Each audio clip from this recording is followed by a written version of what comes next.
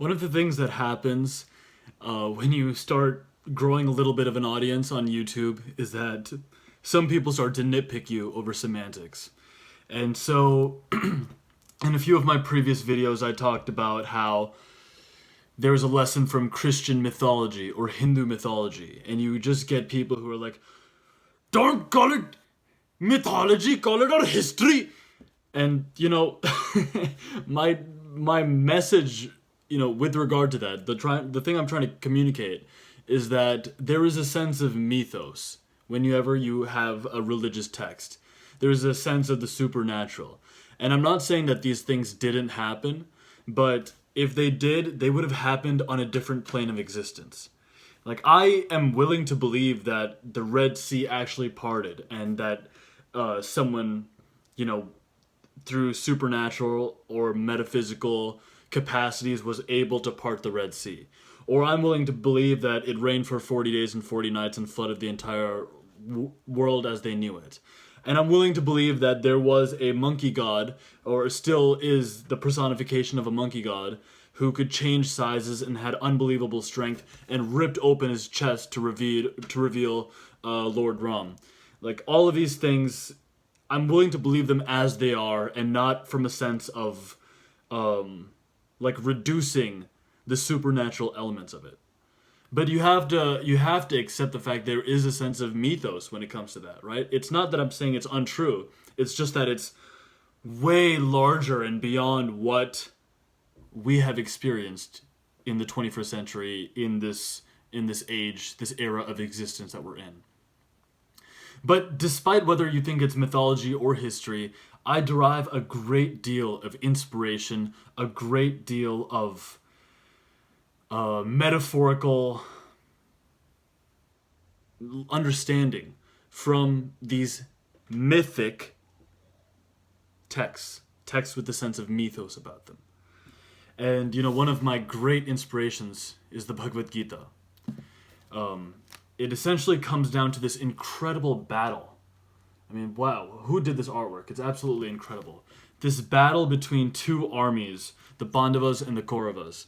And essentially it was a family feud in which one of the main protagonists of that story, Arjuna, he is at a crossroads because on the other side of the battlefield are his own relatives, his own teachers, Drona Acharya, the person who taught him how to be such an amazing marksman with a bow and arrow.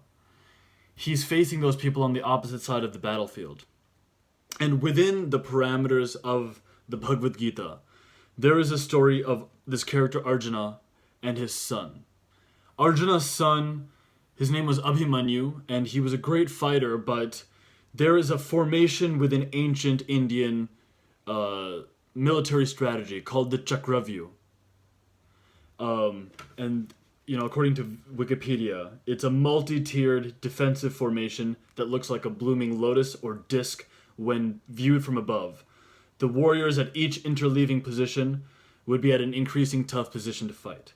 And Abhimanyu knew how to enter the formation. A big part of the Pandavas' struggle with this battle was that they couldn't break this Chakravyuh formation, this labyrinth military formation that the Kauravas had set up. So, Arjuna's son Abhimanyu said, I know how to penetrate that formation. I know how to break through that formation, but I don't know how to get out.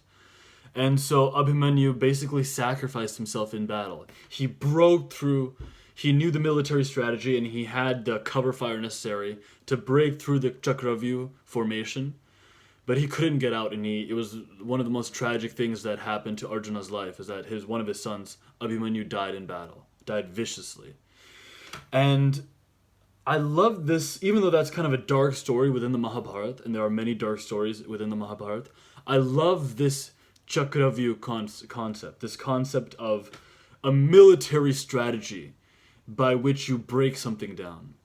And I was inspired to talk about this topic because most of the comments that I see on YouTube now are very, it feels great to read them. It feels inspired to read them. But every once in a while you hear from someone who says, bro, I don't know how to break this addiction. I don't know how to break my addictions. I don't know how to break my bad habits, and I'm sort of stuck in this cycle. I'm stuck in this positioning. Like, how can I get started with? How can I get started with doing NoFap? I feel compulsive about it. How can I get started with whatever habit you're trying to take on? And I think this concept of the Chakravyuh, creating a labyrinth around what you want to achieve. Jim Rohn, one of his most powerful quotes of all time is, success isn't something that you chase after. Success isn't something you do. Success is something you attract by the person you become. And he also has a second quote, success is nothing than a few simple disciplines that you do every day. So if you want to break one habit, let's say you're trying to break the habit of NoFap. You want to get into doing NoFap. But you just can't do it. I've been there. Like, you just... your mind is utterly preoccupied with it. And if you don't scratch that nervous itch, then you just are stuck. And you're like, well, shoot. I can't study. I can't work until I do PMO. I can't even think. But then once I do it, I feel like shit. So then I don't feel like going about my day and taking on activities in my life. I understand your concern. I completely empathize with anyone who's gone through that, anyone who has that predicament. And my response to that, my retort to that is, what if you were just to leave aside NoFap for just a little bit? Blasphemy, I know, but for just for the time being, you leave aside NoFap. You know what? I'm not going to worry about trying to build up a NoFap streak. It's just, I'm not there with that right now. But I tell you what, I will fucking meditate every goddamn day. Every day I will wake up early and I will meditate. And for 30 days, you fap away, bro. You fap as much as you need to. But you make a promise to yourself to meditate every day for 30 days. And then after the 30 days, you add in one more thing. Assuming you don't work out yet, I'm going to work out every day. And then once you've mastered that strategy, you say, now I'm going to do some pranayama every day. I'm going to do some breathing exercises that I can do the great draw, and I can just bring up that energy through these breathing tactics and just shoot them upwards. And then after that, you add in cold showers. And then after that, you add in 4 hours of deep work every morning after your workout and after your meditation. 4 hours of just concentrated study. Now, if you were to go about your life by taking on these powerful disciplines one at a time and locking them in, NoFap is one of the hardest things you could do ever. And so I'm totally, willing to reason with a little bit of, for those who can't just like snap to attention and go about doing it, I'm totally reasonable to being like, yo, bro, it's okay to be imperfect. But what if you, despite that, you were to conduct yourself in a way where every other discipline gets locked in? What you would do is you would sort of build a military formation. You would build a labyrinth of achievement. These parameters by which this one thing that you're stuck on, everything around it has been handled, and all that's left to take on is NoFap. If you became a disciplined meditator, a disciplined person who exercises every day, a person who's just committed to getting up at 7 a.m. or earlier every day, a person who's utterly committed to studying a high-income skill or your coursework or whatever tactics you can leverage, maybe networking emails within the first 2 or 3 hours of your day, maybe up to 4 hours of your day, so that you're really doing a lot of deep work. You commit to those disciplines over the next 4 months. Dude, the NoFap thing would take care of itself. I mean, it would just be sheer transmutation. It would be utterly locked in. And once you get these disciplines in your life, these are what I call my personal sadhanas. Your daily disciplines, your duty as a man.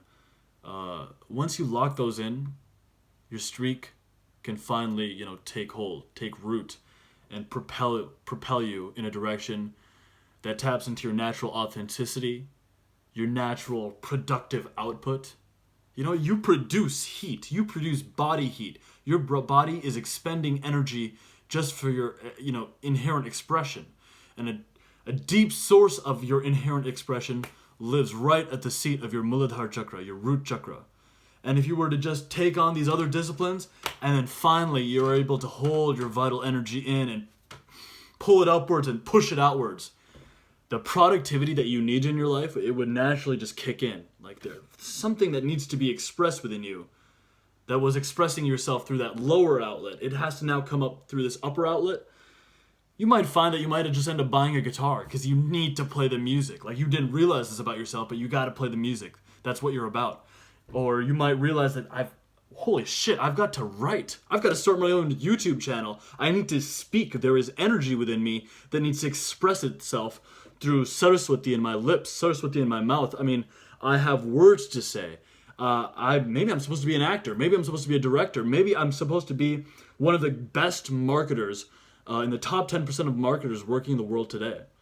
Maybe I'm supposed to be one of the people who develops engineering technologies or petroleum technologies that would innovate flights and really cheapen airlines. There is so much within you that could be expressed. And if you're struggling with getting your streak going, or if you're struggling with extending your streaks in longer directions so that you can have that inner expression, my friends, form a Chakravyuh. And form a formation, a military formation with these other disciplines that will inevitably, once you got the other stuff mastered, the stuff that's a little bit easier to pursue, but still takes discipline, but a little bit easier to pursue, the NoFap streak will start, and your expression outwards into the world will finally begin. And my friend, greatness will be coming for you. You fucking got this. I'll see you guys in the next one. Creation is called